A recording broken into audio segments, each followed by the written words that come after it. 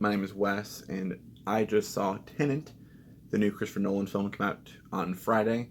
This is his first film since Dunkirk, and also the first film I've seen theatrically since Marches Onward, the new Pixar movie. This is a very interesting film, but first I want to basically run out of the plot for those who have not seen any trailers and want to go in kind of blind. I'll keep it simple. All you need to know is spies, time travel, and that's it. There. That's the rundown of the plot. Is two spies have to figure out this inversion storyline with this villain played by Kenneth Branagh, and it's very convoluted. First, I do want to say this film is very interesting in its regards to filmmaking and also in regard to special effects. This film actually uses less VFX shots and motion romantic comedies, which I find fascinating. And they do some really crazy things with the time travel and the fight sequences and the action sequences with inversion in them that you wonder how they filmed it, how they made it that way with using very little in the way of CGI and special effects. So that's actually really commendable. Also the music. The music is so good.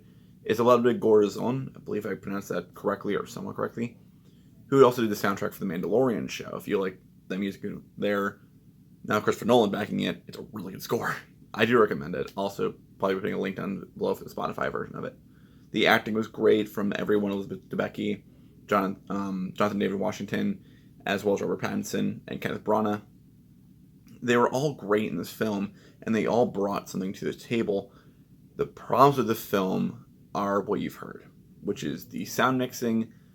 And another thing that a lot of people have not mentioned is the editing. This film was really edited weirdly in some parts of it, and that might just be because, it's, a new film, but it feels like there are parts that the editing is just off.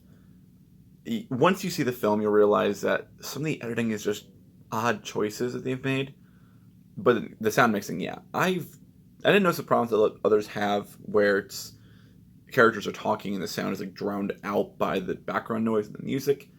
I didn't notice that much. I noticed it more that it was just very loud, but that's Nolan. But I don't know. Overall, it is a good film to see in theaters if you want to go back to theaters. I do recommend it. Also, the theatrical experience of this film was great. It was me and two people in the front. So I'm sitting there just like, yeah, no one's here pretty much. Like, I'm just sitting there in the back of the theater and just, have my popcorn or whatever, and the people in the front row are like, we've made a terrible choice being in the front row for this movie. But, other than that, it's a really good movie. It's really enjoyable. It's interesting. It's weird. It's going to make your brain work in overdrive because you're thinking about the story and what's happening and who's where in character relations. But I do recommend it. It's a solid 8 out of 10 film. Do go see it in theaters. Don't wait for it to come out on Blu-ray or digital. See it in the theater. It's worth seeing in the theater. Next week for reviews, I have no idea what's coming out. I'll probably review for Taste My Downfall, and then I'm going to be doing a Halloween video somewhere around October. But beyond that, no idea. I'll take suggestions in the comments. And with that being said, I will see you at some point in the future. I don't know when. Have a great day, everybody.